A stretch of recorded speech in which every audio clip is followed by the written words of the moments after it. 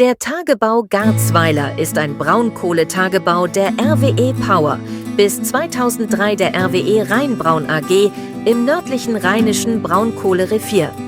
Das Abbaugebiet erstreckt sich zwischen den Städten Bedburg, Grevenbroich, Jüchen, Erkelenz und Mönchengladbach in Nordrhein-Westfalen. Benannt ist er nach dem 2003 abgebaggerten Ort Garzweiler.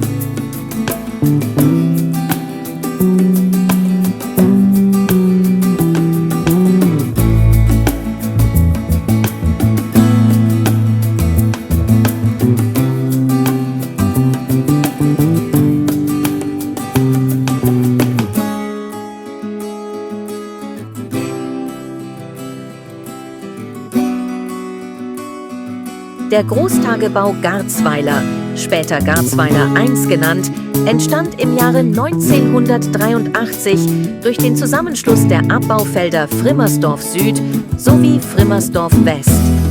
Frimmersdorf Süd war um 1960 aus dem Zusammenschluss der Gruben Neurath und Heck hervorgegangen, deren Abbaugeschichte bis ins frühe 20. Jahrhundert zurückreicht. Der Abbau durch das RWE-Tochterunternehmen Rheinbraun erfolgte zunächst im ersten von zwei als Garzweiler I und II bezeichneten Abschnitten. Garzweiler II betrifft ein 66 Quadratkilometer großes Gebiet östlich der ursprünglichen Trasse der Autobahn A44.